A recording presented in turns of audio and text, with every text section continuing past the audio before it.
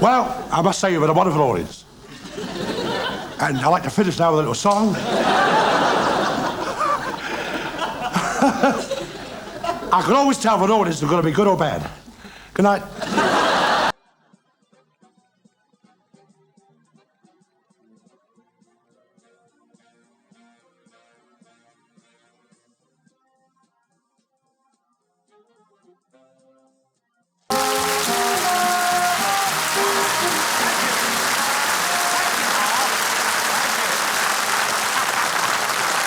Thank you. Good evening. Have we got time for more? I shall now produce from this empty cloth 4 live ducks. Oh! I got away again.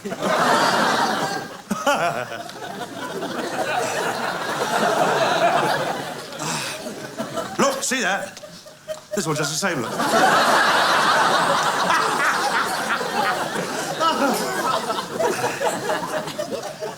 Here's a little trick I'd like to show you now.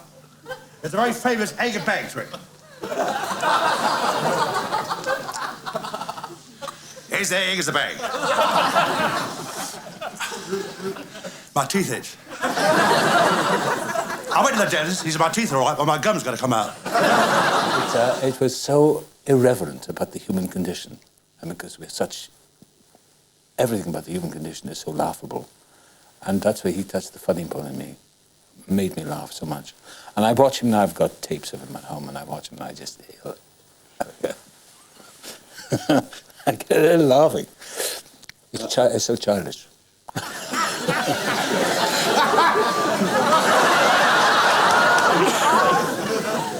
Another saying will vanish in front of your very eyes. And you're... Oh, my feet are killing me. They are, every night when I'm lying in bed, they get me round the throat like that, trying to straighten.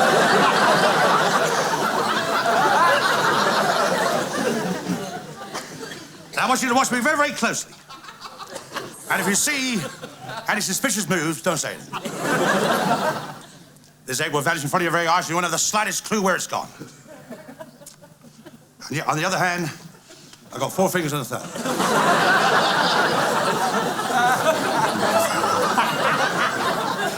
Oh, dear.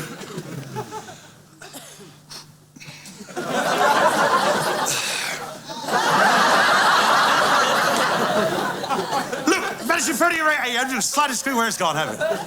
Hey, where? Under my arm? No. Another one? No, look at that there. Look at that. This one? No, look at that. Higher? How's that?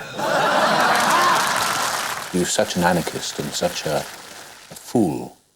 And the seriousness of actors has always left me cold, but people like Eric Morecambe, Tommy Cooper, Ken Dodd, have always got to me because they laugh at themselves, they laugh at us, and I thought he was the greatest of them all. I think what he did was made us laugh at the fool in ourselves. I don't know, I can't analyse comedy, not being a comic myself. I envy comics, I wish I had been a comic, but I don't have that skill. Look, it clicks on my hand, look at that, it can't fall down. Got my finger there. A solid one. Will vanish in front of your very eyes. And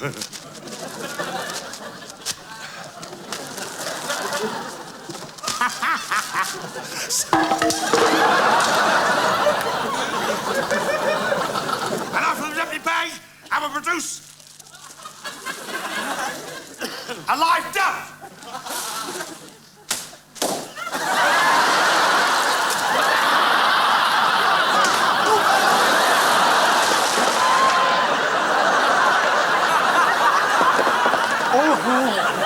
I once said to Tommy, we were talking about comedians in general, sitting in his dressing room at Skegness on the pier. And he said, and Arthur Askey, he said, Arthur Askey, never stops moving. Oh, I love that. Oh, energy, energy. Goes this way, goes that way. He's walking towards you, he's walking away. And the hands are always going. And I thought, well, that's you, Tom. You do that. I didn't actually say, but did you get that from Arthur Askey? It was quite obvious that he has. By osmosis, all comedians absorb that which they can use, that they see is effective. And certainly, I never saw Tommy that some part of him was not in motion, conveying activity. And the audience always fed on that energy. They loved it. I wander lonely as a cloud that floats over dales and hills. Right?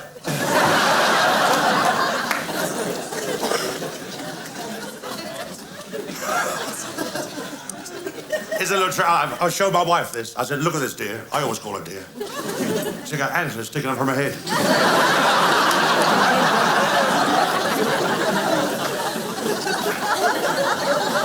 No, I'm only joking. I got the best wife in England. The other one's in Africa.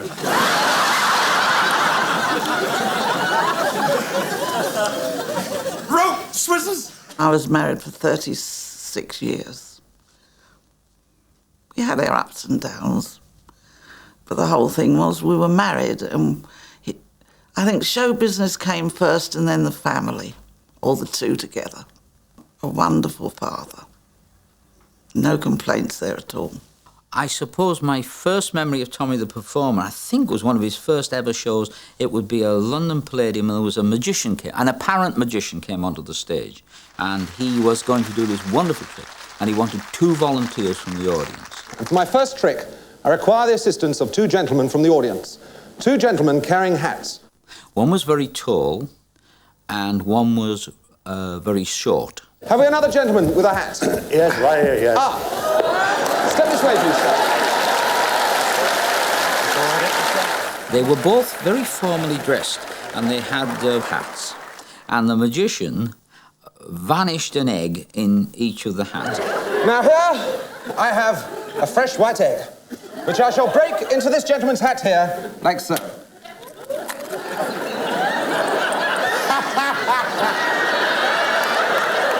Here I have another fresh white egg, which I shall break into this gentleman's hat here, like so.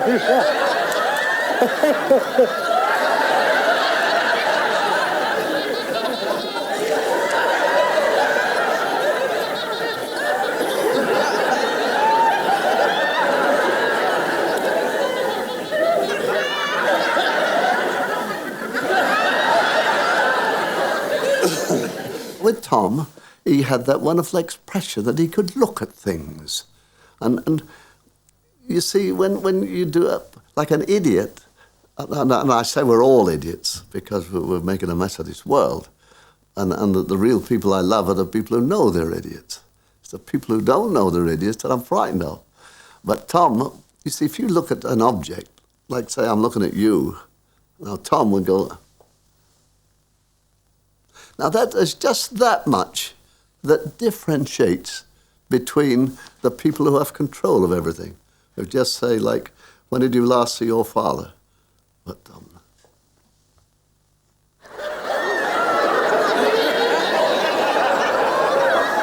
And you knew the eggs were still in the hat. I failed. Failed. After 15 years. Failed. Failed.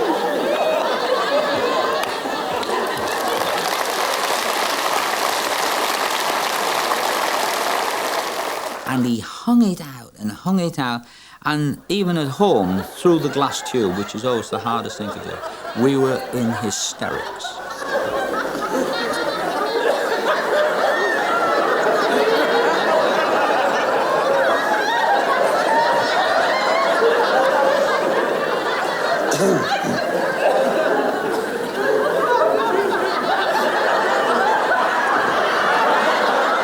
that's the quality of Tom and the quality of all these great comics that we know and love, is their vulnerability.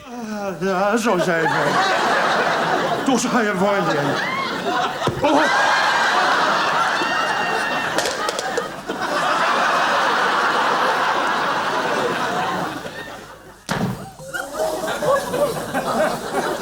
What's the matter? It's the wrong hand. It's this one.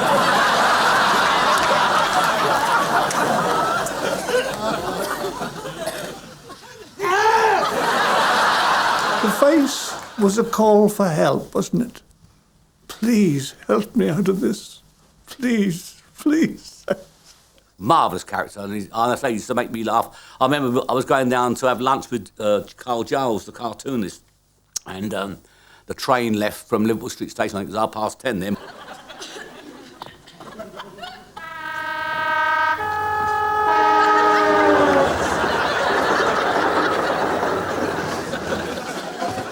You're coming back from Giles' luncheon. Well, I tell this story. It involves my dear friend Dennis May Wilson, and I love him. One of the greatest directors of comedy ever, Dennis. But he has got an unfortunate habit of yapping a lot. He does like to talk. And we get on this train with me and Tommy, Dennis and Dove. Tommy got up and went out, and he was gone for a long time. And finally, Dove said, "Johnny, I'm getting worried about Tommy." I said, "Oh, yeah, he has been gone a while." He said, "Well, look, could you find out where he is? Have a look." So I thought, right, fine. So I get up and go out of the compartment, walk along to the toilet, and it's got engaged on it. I bang on the toilet, there's no answer. I bang again, there's no answer.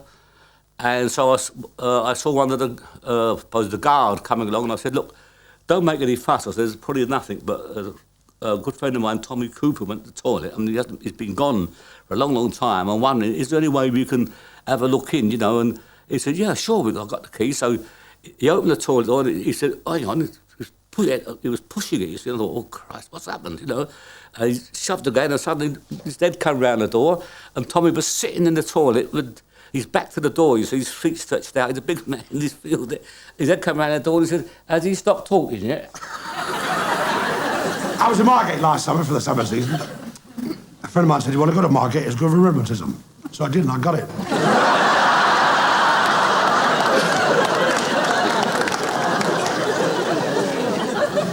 And while I was there, I bought one of these skin diving outfits. It was like a frogman suit.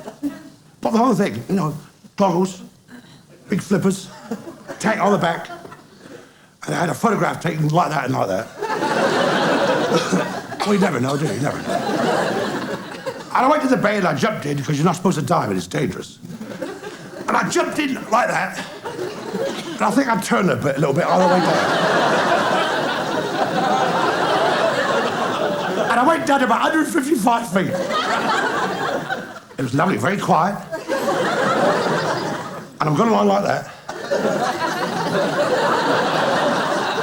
I've got the instructions here.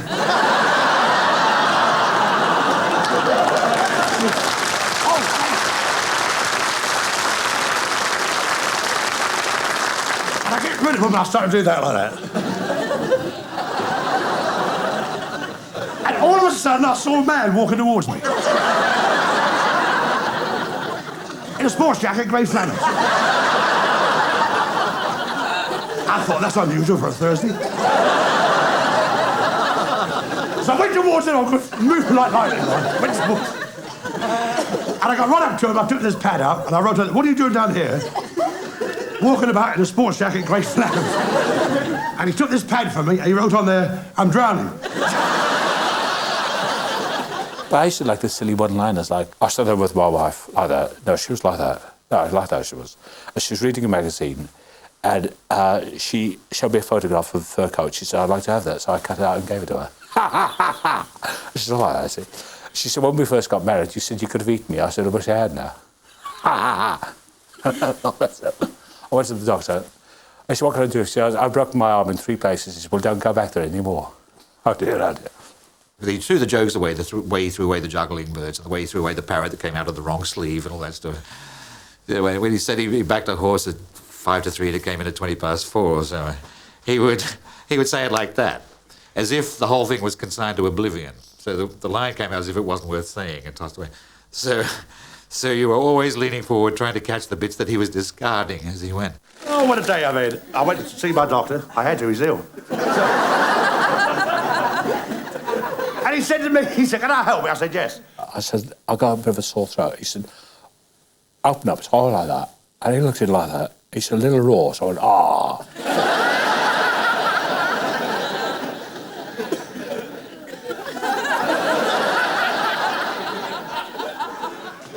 He said, "I want you lying down on the couch." I said, "What for?" He said, "I want to sweep up."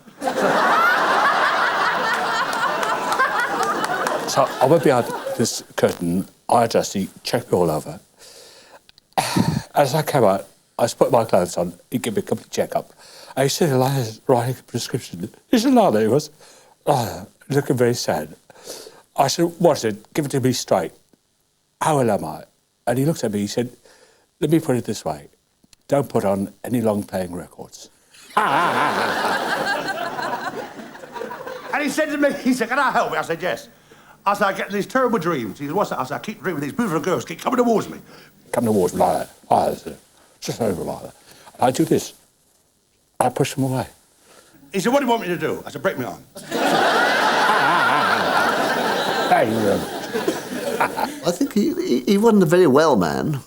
I don't think he was a hypochondriac as such, because had he been a hypochondriac, he would have looked after himself. And to my knowledge, all the time I spent with him, he never really looked after himself. Tommy said he'd given up alcohol and smoking, because we knew how bad his lungs were. Whereupon he promptly popped open a tin of lager and started smoking a cigarillo. And I said to him, I thought you'd packed it in. And he said, you can't call this drinking. That's not smoking. So nothing could have stopped him. He was an unstoppable man. He suffered terribly with his legs, you know. I mean, how he stood up was beyond me. What is it? Hey, what is it? What is it? What is it? And thus it was on this last appearance that Tommy made with me, his last but one on TV, that he made an entrance that absolutely put me on the floor. And I am certain he had planned it together with our producer in order to put me on the floor.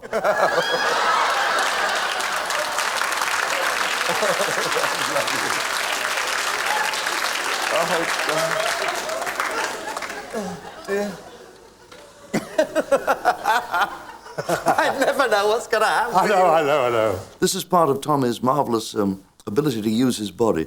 He strutted like a chicken, and he used the legs and the props to convey this effect. It was very, very, very funny. Though for the life of me, I would never have written it into a script for anybody else to do. I wouldn't have written it into a script at all. It's not the sort of joke that you'd think of. Tommy would think of it. Tommy would hear chicken legs were available, and therefore he'd want them. Better music, please! Anything!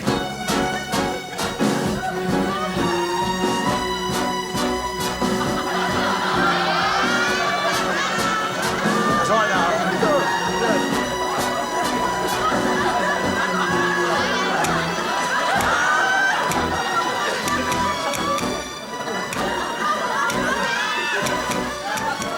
It was such anarchy, and the courage to just go on and make a mess of everything. I mean, that's a rare gift, isn't it? I mean, everyone strives to be perfect. Everyone strives to go on and get it all right, you know, actors especially, you know, learn your lines, go on, hit the right marks, you know, and do this, do that, everything's in order.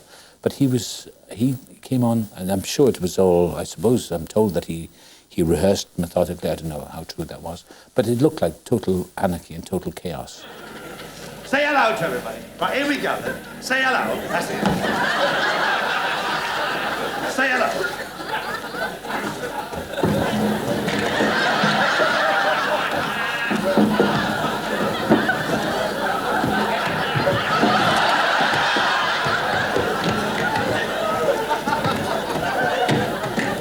Come on. What are you going to sing then? What are you going to sing? I can't find the strings. You're going to sing Guy Blues.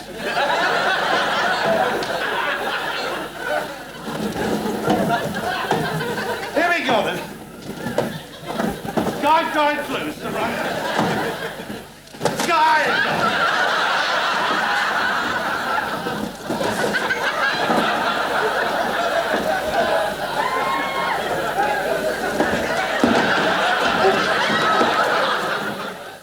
Now. Say goodnight, will you? Get in there! Oh!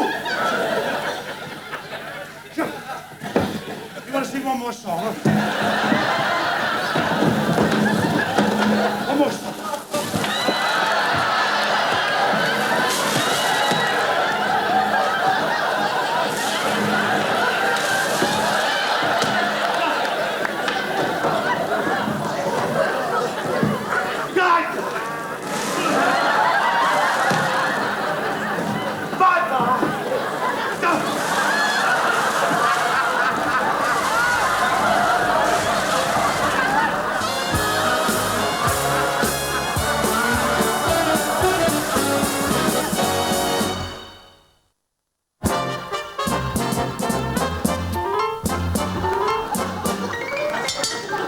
Spoon, Jar Jar, spoon! Spoon, Jar Jar. What about that smoking, Joey? Spoon, Jar Jar, spoon, spoon, Jar Jar. Spoon, Jar, spoon, Jar Jar, spoon, spoon.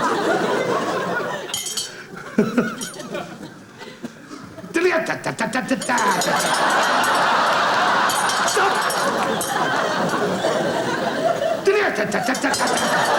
Stop! Well, pull it, pull it. All comedians went to watch him. And he could tell the oldest gag or the newest gag. I mean, he had some of Max Miller's type of delivery at times with jokes, believe it or not.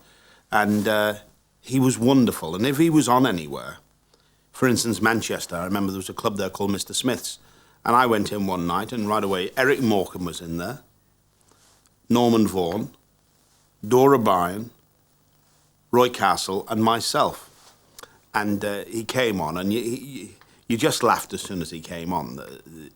He had several types of entrances, but this night, genuinely, a tray of drinks went over. The waiter, genuinely, not a gag, it went in the middle. And there was a huge crash. Now, we're all waiting to see which ad-lib he uses, you know, and gets a roar with it. It was manna for a comic, this happening. And he just looked, waited, and he went, oh, that's nice. Well, we all fell on the floor. It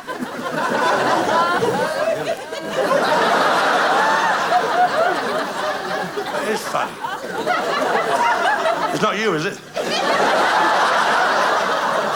I met him only once, alas, and the whole thing turned into a Tommy Cooper sketch. It was in one of those fantastically dreadful cafeterias that you have in television companies, or did 20 years ago.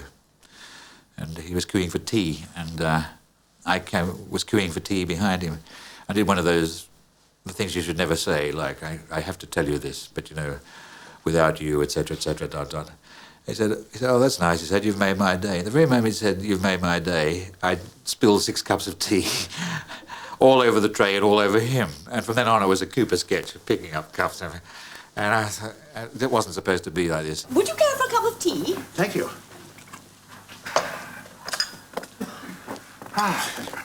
Thomas, go have a drink. Have a drop of whiskey. There you are. As a matter of fact, she hasn't told us much about you. There's a green fly in there. I beg your pardon? But he's happy. He's looking at me swimming about. Well, now, I don't suppose my daughter will be very long, Thomas, so you and I can get to know each other. Would you care for a sandwich? I mean, Thomas, what are your intentions? Well, I thought we'd go to the pictures. No. I think Father means after that.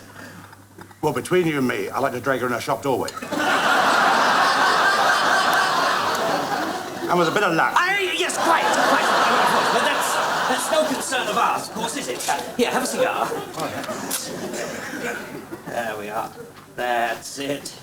That's the fellow.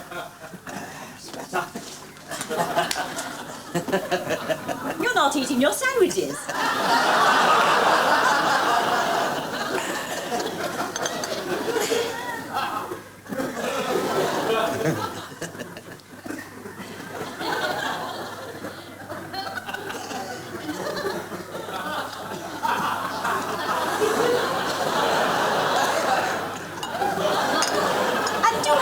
My homemade cake.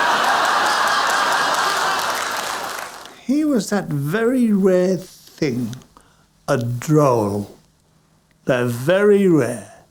First of all, they must look funny. The moment he would come on, I would crease up. Don't ask me why. There was this face and this huge body. He used to wear these boots to make himself look more clumsy. And that was it. He could do anything after that to me. He could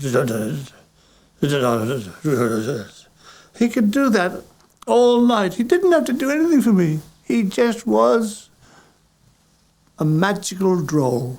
Yeah. My first days as a TV critic, when I was trying too hard, I think I once described Cooper as a mutant begot by a heavyweight boxer in a car crash in Baghdad. I think I was trying to encapsulate his extraordinary appearance, including the fez. And he did have a flying start in the way he looked. You were born during a thunderstorm on 4th December 1922. Good guess. At 3:10 in the morning. You're right. This is fantastic. I can't believe it. How do you know all this? I should do. I'm your mother. Tommy's father came from Caerphilly and his mother from Devonshire. And they went to see the relatives at Caerphilly, and Grandma was about 7 months pregnant. And they went over the valley to the pictures. And when they got home, Tommy arrived, and the doctor threw him down the bottom of the bed and gave him up. He was such a poor little thing. And Grandma kept him alive on drops of brandy and condensed milk. And he grew up to be 6'4". Well, I was born at a very early age. I cried just like a baby. No, I was born in Caerphilly, Wales. Really? Where'd you go after that? Well, when I was in Caerphilly, Wales, I left there when I was a year old because I got too serious with the girl next door. A friend of mine said to me this morning, he said he was Welsh. I couldn't believe he was Welsh because he's got no trace of a Welsh accent. And he talks like a Londoner, doesn't he? I was like that. He talks just like a Londoner. He didn't talk like a Welshman at all. So I am surprised. He went to Radcliffe College in Exeter, and he was very happy there. And then he was apprenticed to be a shipwright. And he got the sack because he was doing tricks to show his mates that his aunt had given him a box of tricks for Christmas. And he got the sack. By the way, when did you first start magic? Well, I started when I was about 8 years old. My auntie in Exeter gave me my first set. Your auntie? Would you like to talk to her now? Can I do that? Do, please. All right. Well, look, auntie, if you're watching, thank you very much for that magic set, but I still can't do the tricks. He always calls me Duff. Never called me anything else. And anything less like a dove, well, you can imagine, but he always called me Duff. I met him in Egypt, and I was sent to Alexandria on a Christmas Eve to be a pianist in the show, because I read music. And I said to this big man, give me your dots, your music. And he said, I haven't got any, just play the Sheik of Araby. And that's how we met. I just fell. That was it. A very big man with the most beautiful blue eyes. Up with him. And then 6 weeks later, I married him. In World War II, Tommy. I remember it. Yes. It was in all the papers. Come on. Yes. You were one of the stars in Battle Dress, right? Well, I was eventually, but I was in the Horse Guards first. I was 7 years in the Horse Guards. 7 years? Yes. Big horses, 17 hands. No feet, just hands. So,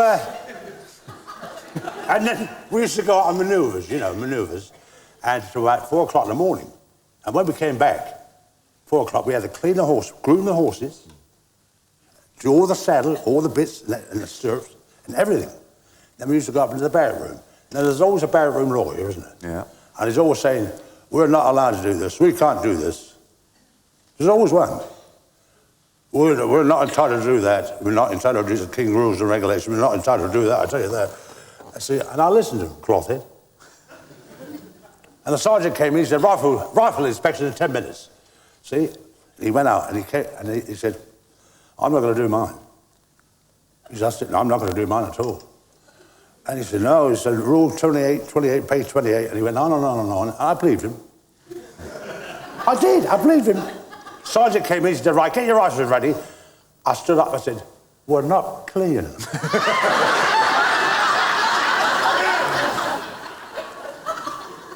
He looked at me, he went, what? And his eyes went like Clint Eastwood. What? I said, we're not cleaning them. Are we, fellas? Fellas? His first job was at Collins Music Hall for £5 a week. And I got a job in Pontings and then Ball and Hollinsworth in Oxford Street as a floor manager. And that kept us going. And then things started to happen. And Tommy got a job at the Windermere Club, and that was the start of his career. He had all his props in a case, and he was stopped by a policeman one night about 3 a.m, and the policeman nearly passed out when he saw a load of props and a skull in the case. So this policeman stopped me, so I thought I'd have a joke with him. So he said, "What have you got in that grip there?" Just like that, a bit harsh he was. I said, "What have I got in there?" He said, "I said, in there I've got sugar from a tea." He said, "What have you got in that one?" I said, "I got sugar from a coffee." And he took his little truncheon out and he went, boom! He said, "There's a lump for your cocoa." But the first time I'd ever met him was at the Cambridge Theatre, 1949 or 50. During that first week, Tommy, in the dressing room, took off his shirt and handed me a stick of makeup, like a stick of quite dark makeup, and said, do me a favour. I don't do a very good Tommy Cooper. You'll have to buy this as being the best I can do. Do me a favour. Write something on my back for me." So I said, "Certainly." "Write B-A-C-K." So I wrote B-A-C-K across his shoulder blades, and he put his shirt back on. He said, "I should end the confusion." I can't help laughing. I know what's coming next. He did a great after-dinner speech at the Water Rats Ball. And this man, 6'6", I think he was, he stood up. That's all he did. He just stood up. And the place was in absolute hysterics at a man standing up. Now, I don't care how much you study comedy, you can't define that. That ability to fill a room with laughter because you are emanating being funny. And after several minutes of solid laughter, he looked down at his wife and said, "I haven't said anything yet." And woof, up it went again. Distinguished guests, ladies and gentlemen, from now on, this speech goes downhill a bit.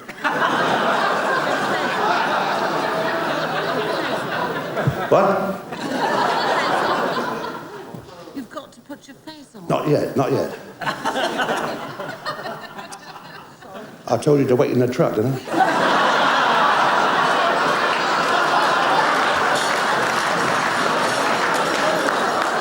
Your own wife echoes it. That's good, isn't it?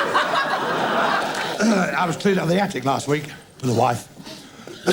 Filthy, dirty, covered in cobwebs. But she's good for the kids.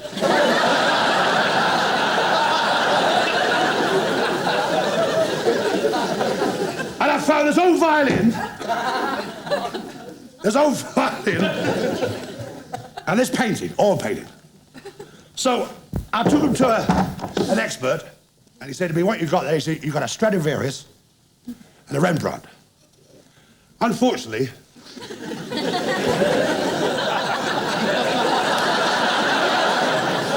Stradivarius was a terrible painter.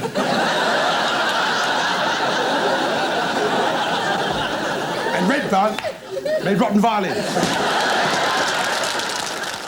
And they had a chiming clock at home. And it seems that he'd come home from the pub, and I think he'd had a few, and words led to words, as they do, with all husbands and wives. And she's gone potty, and she slung this clock at him, which he's not out the way. It's hit the wall and dropped down, and it chimed, "There's no place like home." And the two of them just fell about, you know. I don't think you could be annoyed with him for a long time. Well, I'm sure you couldn't. He took my alarm clock for television, and I hunted high and low for this alarm clock. And when I saw it, he was doing that trick, watch. What? He had my alarm clock on the stage, which I'd been hunting high and low for. That wasn't very funny either. He never knew any idea of time, of how long he'd done. Timing, brilliant. Time itself meant nothing to him.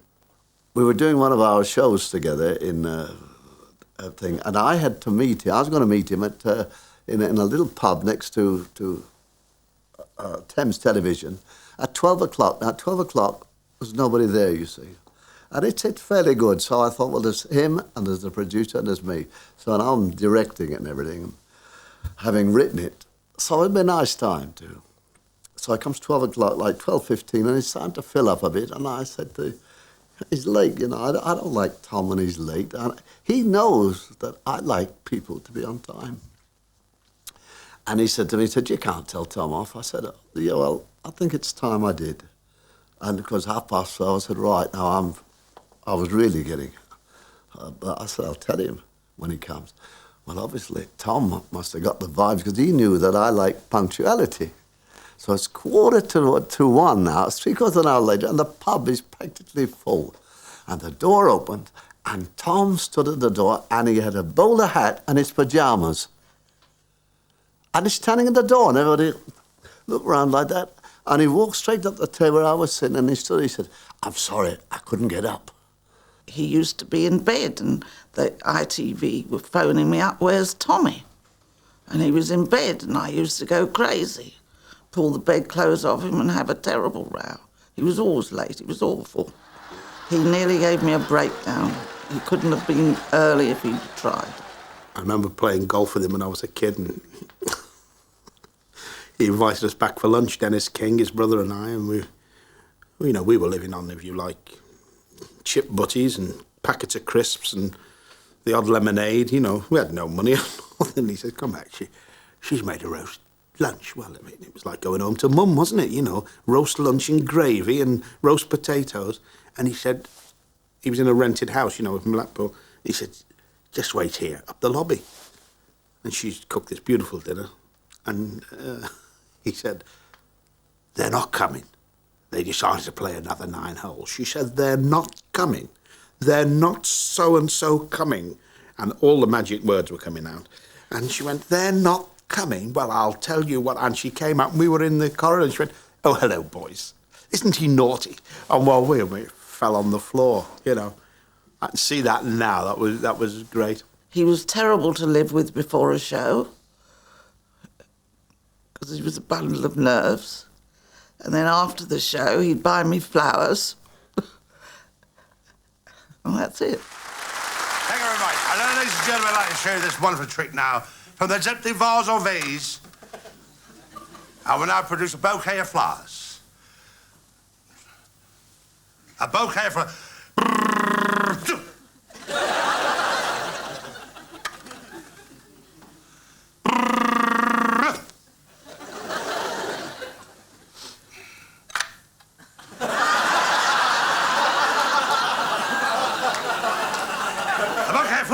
God, dear. Thank you.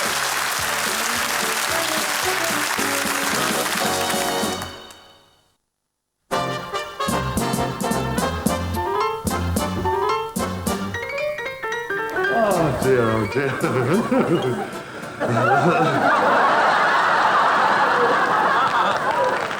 What made him unique was the dexterity. He's really got one predecessor, Cooper, and that was W.C. Fields. Fields was, of course, a brilliantly accomplished juggler, but on stage he would literally throw it all away.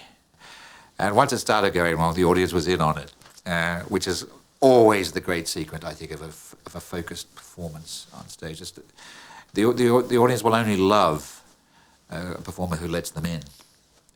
That's why a juggler can come on and juggle 7 things, including the kitchen sink, and they won't love him. And I think one of the reasons that people found him so amazing was you'd never seen a conjurer, a magician, who wasn't little and dapper and neat, who hadn't got small, clever hands and cunning little ways, pretending to be drunk, or pretending to be sophisticated, or pretending to be something that enabled them to put over their magic. And suddenly, by definition, here is a man totally incapable of performing any magic, with hands like big bunches of bananas and great big clot-hopping steps, although they were curiously graceful. But nevertheless, you thought, this man can't possibly do any tricks. When it turned out he was getting them wrong, the joke became the fact that you were watching him at all.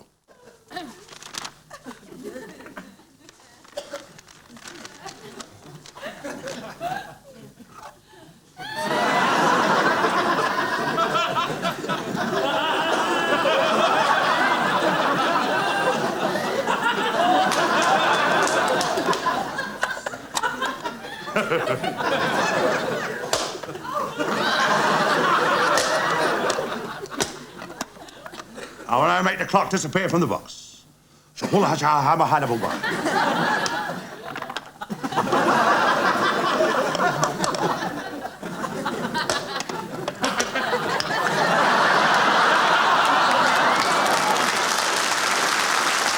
Thank you.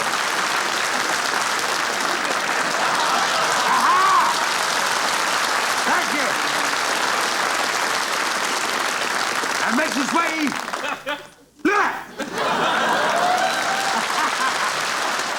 In destroying the magic, he elevated it. If he just stayed doing magic, the world would have missed a great clown. And this great clown showed another way of looking at his art form. And his art form was magic. Magic is an art form. But Tommy, by poking fun at it, but never nastily. There's a trend sometimes to poke fun nastily. He was never nasty. He always tried to do it, and occasionally succeeded, much to his surprise.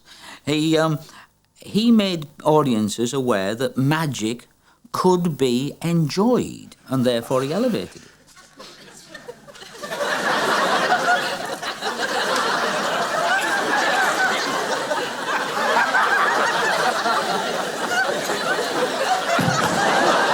He gave me a piece of advice once. When you're doing something physical, don't practice it in front of a mirror. Now, that surprised me, because I've always thought if you're doing something physical, practice it in front of a mirror. But Tommy's advice, I think, was based, from the best that I can recall, is that if you work in front of a mirror, you become engrossed with yourself. Whereas if you work to an imaginary audience, to a blank wall, when you're doing your business, you're constantly aware of the fact you're doing it for the spectator. And I believe that was one of his secrets. I never saw Tommy perform or do any kind of business where he wasn't totally involved with reaching you, reaching out to you. Never involved with self-admiration or look at me, look at me. It was always, this is for you.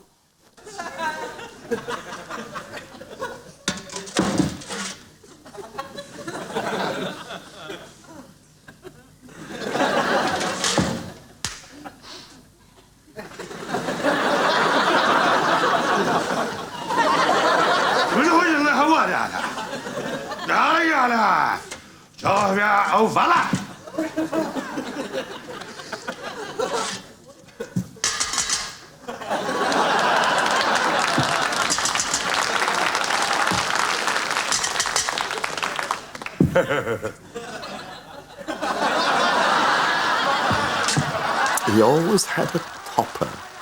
And once he took me round London, round to all the joke shops.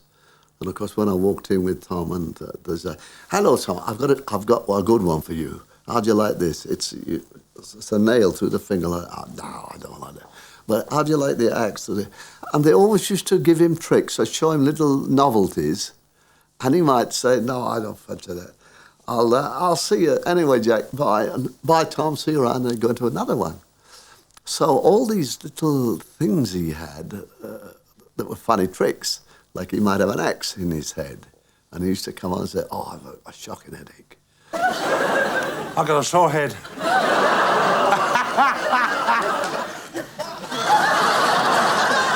Hovering glasses. You know, sometimes when you go to the cinema, and people behind you keep talking, like that, and you can't listen to the film. With this, you can. See, you put it on like that, look.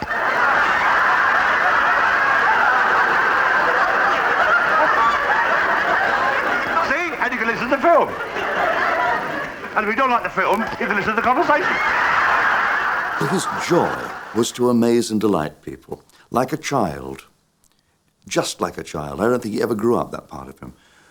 What other grown man in his 60s would go around with a tea bag so that he could stuff it into a taxi driver's top pocket as if it were a note? He'd hear the paper crinkling. "Something, have a drink on me, have a drink on me."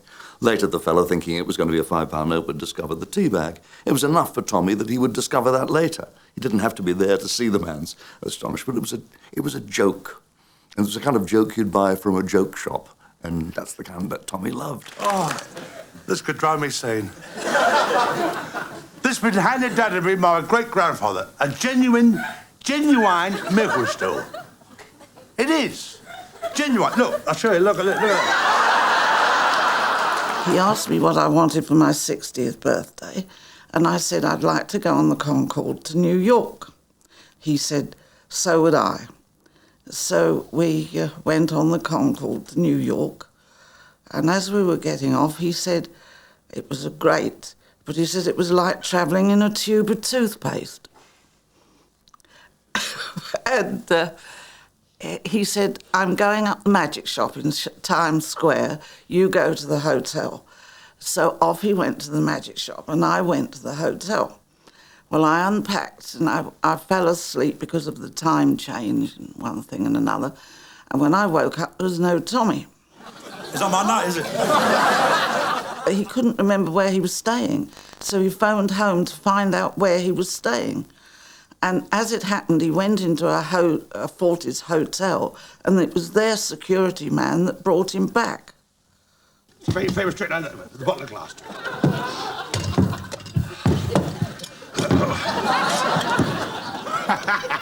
Come on.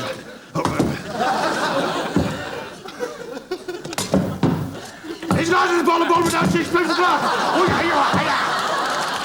My father had a pub, and my father went away he had a pub. He was a baker by trade, but he had a pub in South Wales, in Cardion, near Newport. And he wanted to go away on holiday, so I decided to work behind the bar.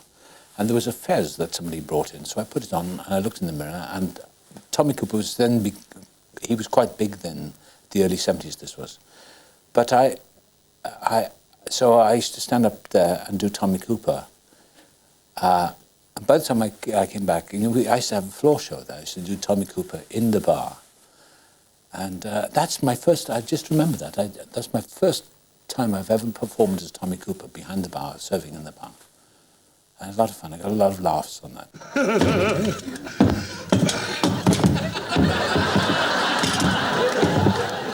Hey, what have I done?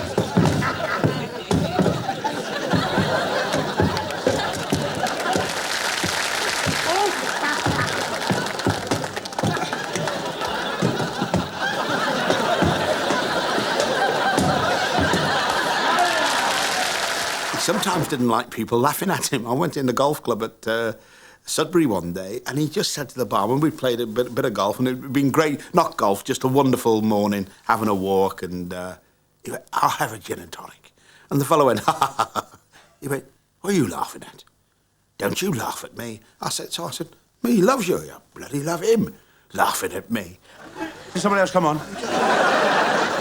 I think he was an innocent of the fact that he was hysterical.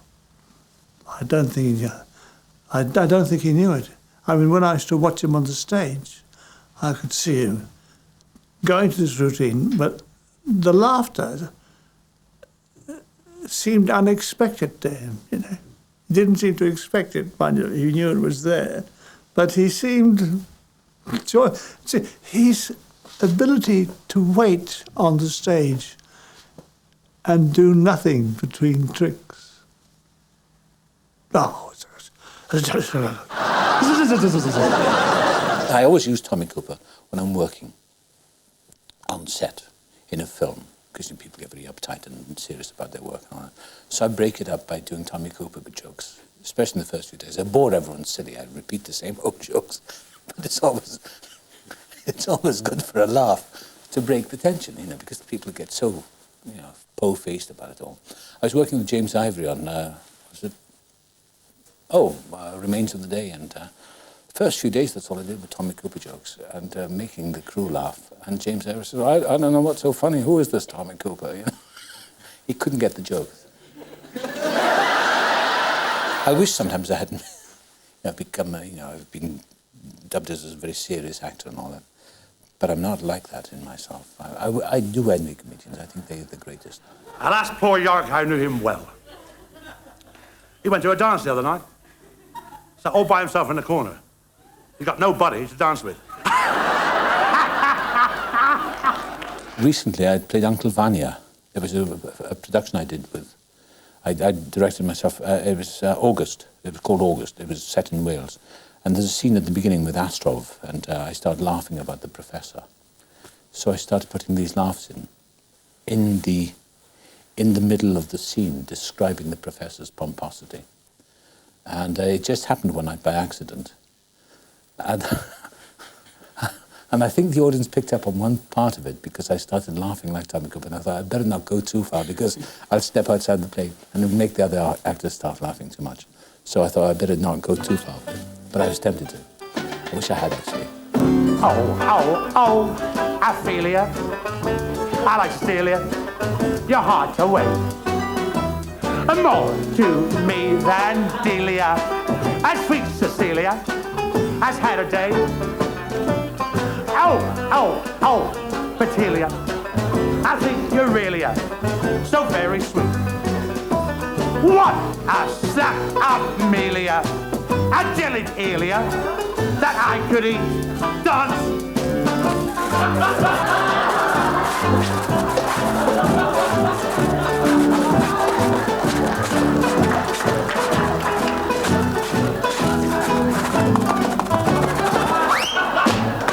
Hold together now. Oh, Ophelia. Oh, please reveal Leah. In love with me. You had such Ophelia. That's why I'm nearly on bended knee. Hand and me. Oh, hand and me. Please say you think I'm nice. Help yourself to a slice of hand and me. Hey! Thank you. Tommy would take a routine that others had done before. He used to do things like the hat twist. It was an old magician's prop. It was a felt disc. And in fact, it was a Frenchman called Truey used to do this and twist hat shapes out of it. And I guess in its time, I've seen it performed as a quite serious piece. But Cooper was hysterical.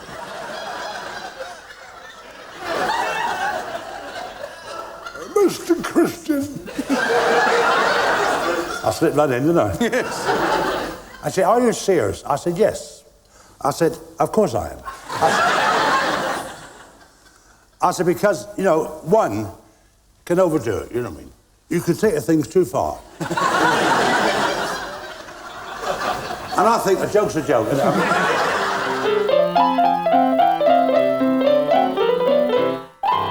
Once Tommy knew that hats were funny, once it had been demonstrated, he relentlessly went down that course and produced everywhere he went. I think he bought a hat. If he saw a hat in a shop, it was really funny. That's funny. So he'd buy it, and it went in the act higgledy-piggledy whether it was funny or not, until it was funny. It was New Year's Eve at Joe's pub. A happy mob was there. The bars and tables were crowded, lots of noise filled the air. In the middle of all this gaiety, the door banged open wide. A torn and tattered tramp walked in. Happy New Year, folks, he cried. The crowd just looked at him and laughed, and some began to jeer. But a sailor standing at the bar said, "Shiver ahoy, mate, have a beer." "I thank you, son," the tramp replied. "But beer and me are through. I never touch a drop again, but I'll split a bottle of rum with you." Then up jumped the bank manager, who happened to be there. "Throw that tramp out," he cried. "He contaminates the air." "Them's harsh words, friend," the sailor said. The banker said, "So what?" "Them shooting words," the cowboy said. "Are you aiming to be shot?" It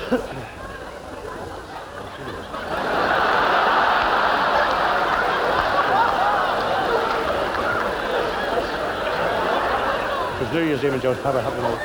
New Year's Eve in Joe's pub.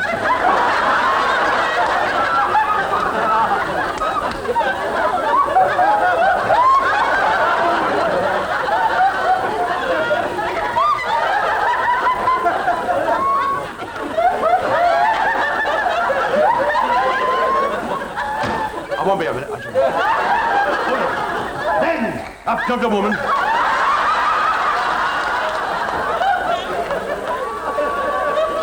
I stared at the tramp. My goodness, it's Sam, she cried with fright, and her face went white. "Who's Sam?" the fireman said.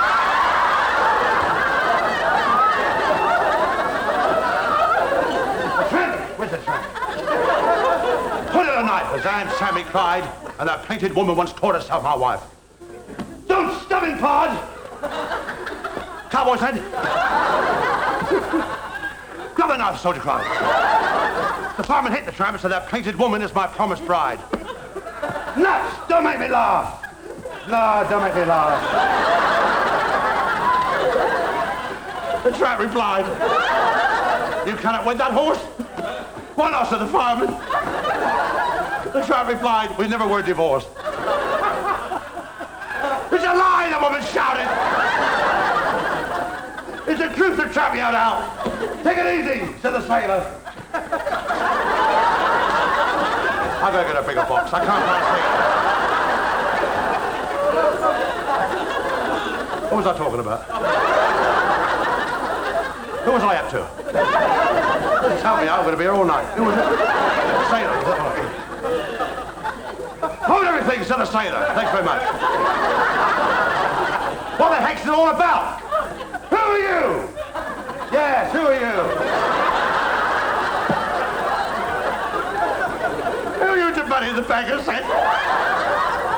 The cowboy said, shut up! The soldier said, take it easy, boys. Oh, God. Oh, God. Oh.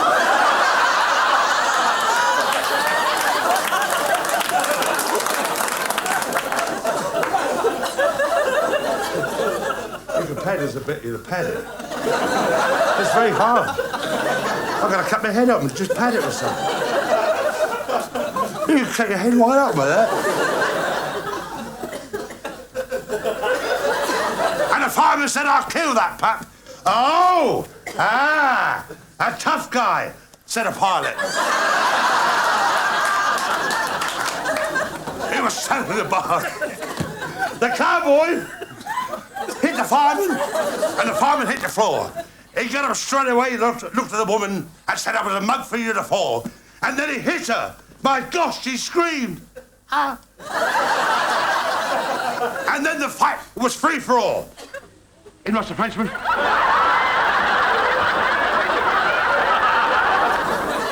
A little schoolboy. I don't know who that is. Then all of a sudden they heard a policeman's whistle. They heard a policeman's whistle. They heard a policeman's whistle. Isn't it marvellous, eh? That's all he had to do. And he's wearing makeup as well.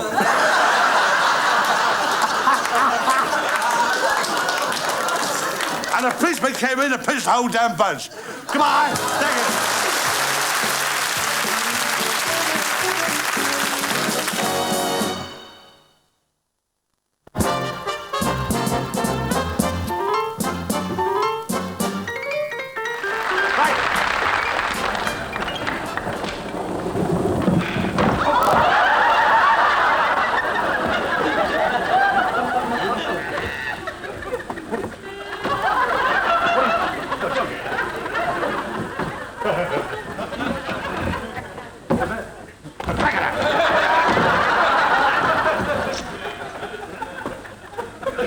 Empty box.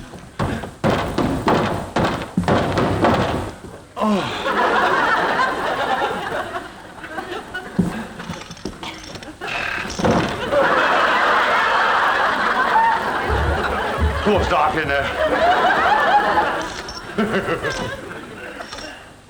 All right, Jack.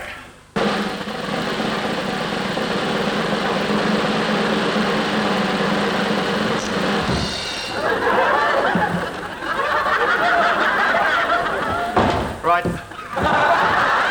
His timing is always utterly instinctive. But once he's got the timing right, that's the way it's going to stay.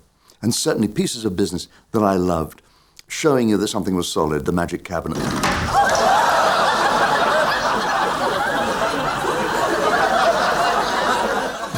The timing on that was always impeccable, always the same.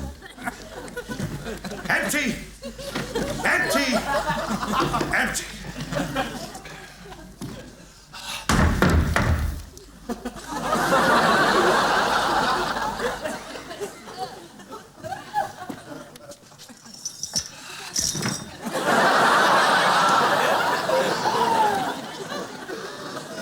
dark in there.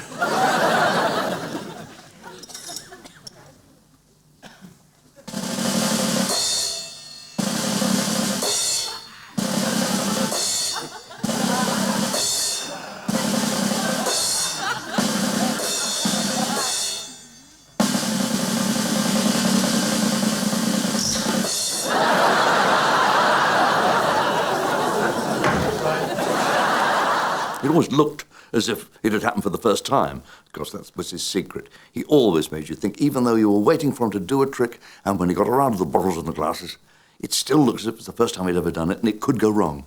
And it did go wrong. And you knew it would go wrong, but you thought maybe he didn't know how to make it go wrong, but he did.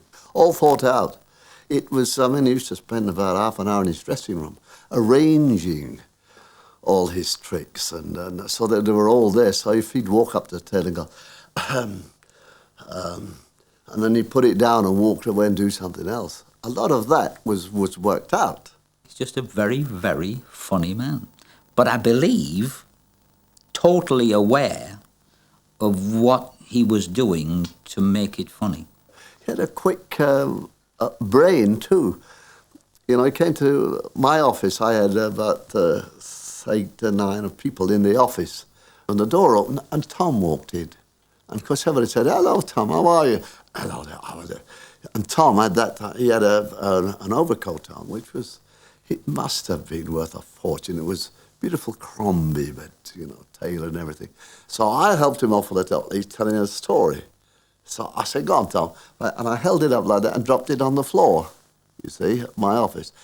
So Tom went on telling the story, looked at it, and he said, "Of course I got this." And he picked it up, and he was brushing it down. All the time he was talking and getting laughs. And I got the payoff like that, and they all laughed. And he just said, "That's funny, isn't it?" And he dropped the coat, just where I dropped it, and then went up to have a drink. And this is the wit of the man. The sea's getting up, bosun. It's a bit late this morning, sir.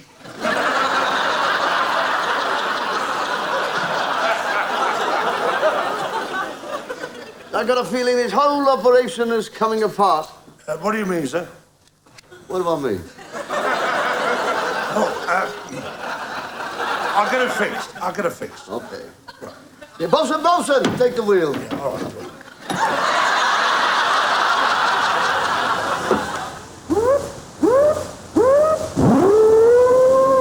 Bosun!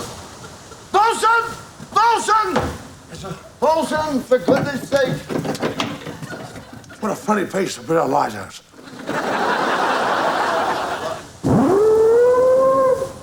I'll have a word with the chief engineer.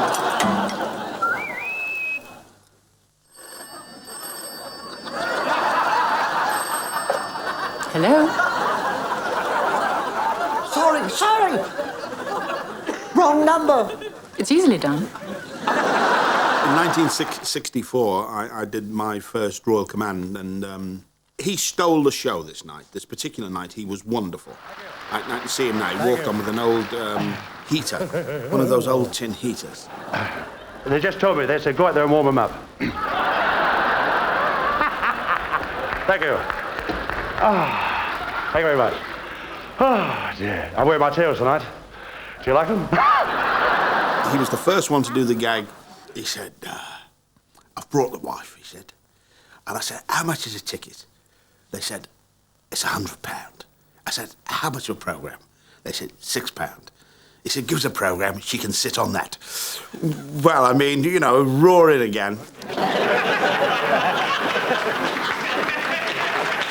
Now, would you just hold the tray like that? No, I told you, I turn around here like that. Yeah, I put it there like that, see? All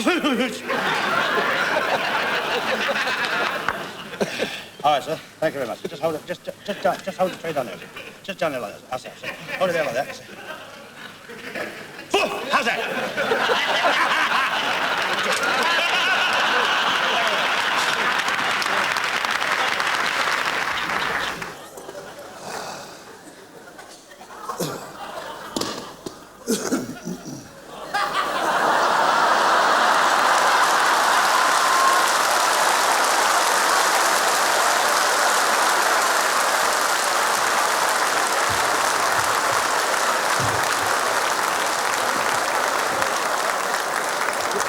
Well, you never know, do you? Never know, she might. Or she might not, but she might, you never know, you see. I was next to him in the lineup, and people have told this joke, but it is true. There was Scylla, Brenda Lee, the American girl, myself, and Tommy. That was as the Queen came round the corner. And, you know, I mean, you're going to meet the Queen of England. Wonderful. I'd only seen her close up on a stamp. And there he was, and she went, "You were wonderful tonight, Tommy, so funny." I went, "Oh, thank you. Did you laugh?" And she went, "Oh, yes." We all laughed, and she's looking at her entourage. We all laughed. He said, "Was I funny?" Oh, she said, "Yes, terribly funny." He said, "So you laughed then?" And then she went, "Yes, yes, I laughed." Oh, he said, "Good. Could I ask you something personal?" Well, Bernard Delfont, who didn't have the knighthood in those days, then the Lord, he stiffened.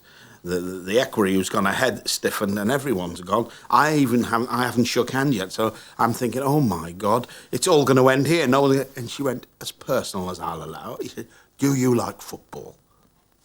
So she went, "Not particularly." He said, "Could I have your tickets for the cup final?" Well, I mean, she roared, she giggled and laughed, oh man. And I've got a picture at home of me shaking hands, and everyone's laughing. It was wonderful. The drawing by Heath Robinson was very much like Tommy Cooper.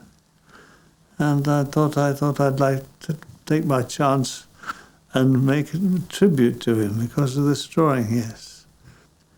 "I'm a goblin Tommy Cooper. I can do tricks with a hat.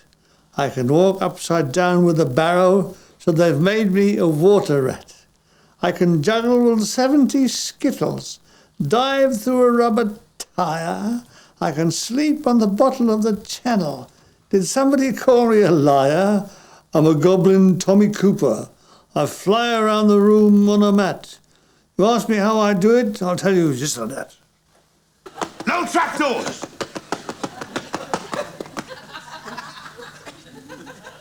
Horse a hollow.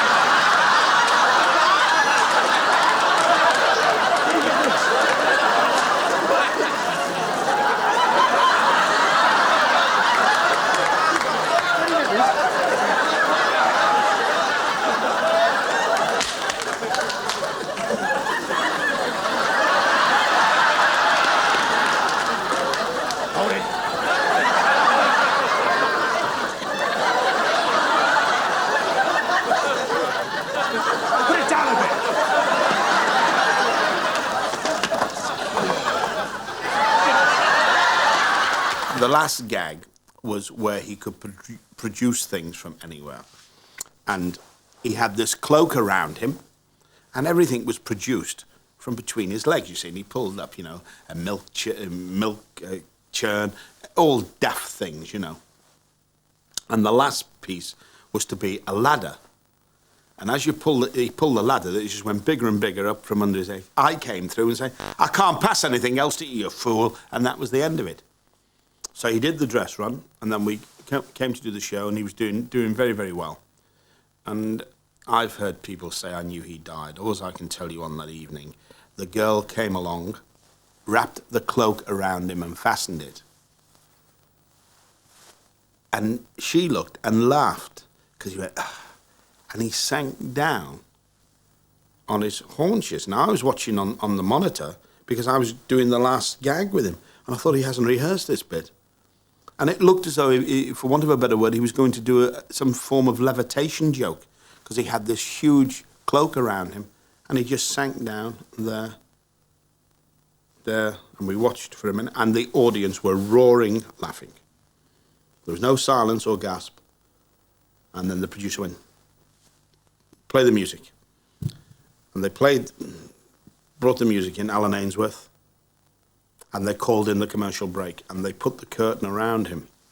And he was there for a while, and Peter Pritchard, my manager, was one of the first on the scene. He's St. John's man and tried to give him mouth-to-mouth resuscitation. And terrible, he was announced dead on arrival at hospital, and it for a man that I admired so much, for him to die in harness and on my show, I mean, it just shattered me. So I loved him. He was, I get a bit sad now thinking about it. I mean, I had such good laughs with him, and to see the life leave him was very, very sad. Well, he wanted me to watch the show on the television in the lounge, which I did. And when he collapsed, I knew that something had happened. And then a newspaper man phoned through and told me. And I put the phone down, and the next thing I know, my son came home. That was it. Funny enough, he did something that we never do in our business. He rang me up during the day and he said, I want you to catch it tonight. And I thought it was strange, but he said, there's a couple of things in there I think you'll like. But then he fell over, and straight away I switched the set off. I just knew he was dead. And then on hindsight, I looked back and I thought, well, nobody phones up another comic and say, get this tonight, because you don't know how good you're going to be.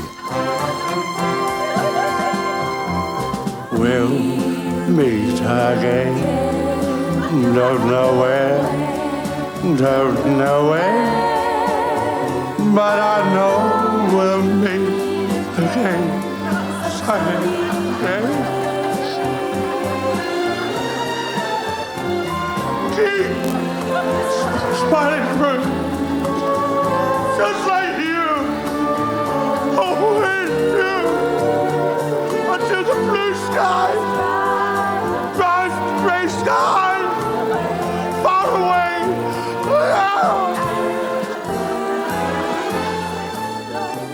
Yes? I shall never forget the first time we met. She was sitting on top Waterloo Bridge, dangling her feet in the water.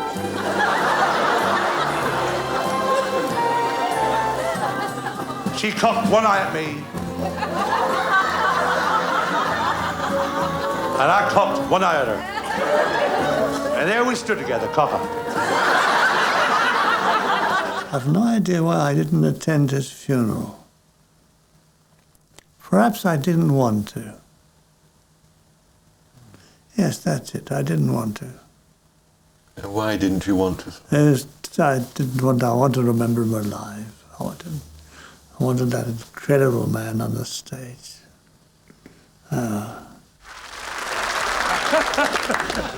Oh, dear. Rose, I've risen. I didn't rank anymore. Look, see that glove? Second hand.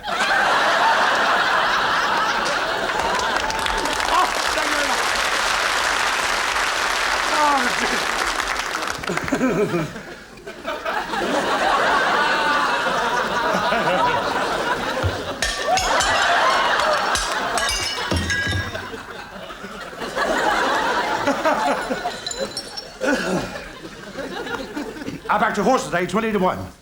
Should be 20 past 4.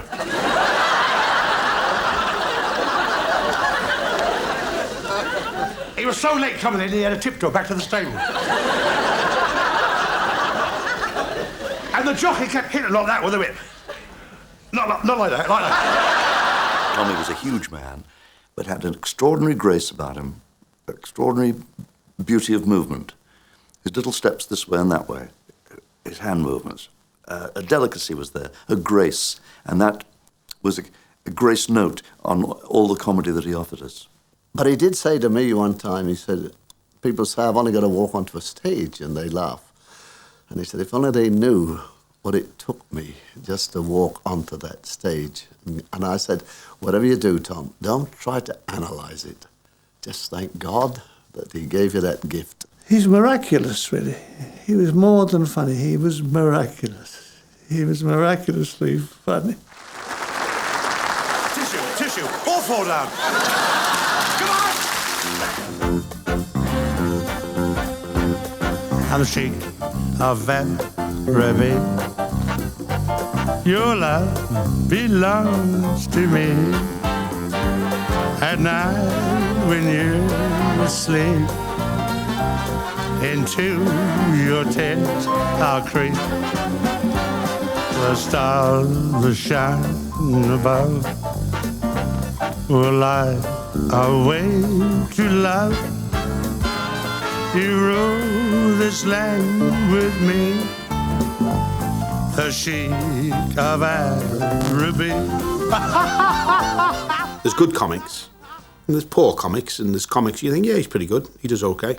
You know, he's a good workman, but he was a great, great comedian. And all as I know, Fish, that if it was tonight, I'd grab Parky, you, me, and a few of the others, and say, come on, we'll go and watch Tommy Cooper. And you know, you'd come out laughing, saying he's daft, it's stupid, but you'd be crying with these stupid things that he did. But they were so very, very funny. He won't be replaced, that one. I don't think so. I don't think he'll be replaced. I don't see anybody on the horizon coming up, you know. I see a few who work a bit like him. But, yeah, that was one off the mould that is just been broken up and will not be replaced, unfortunately. But I know we'll meet again some sunny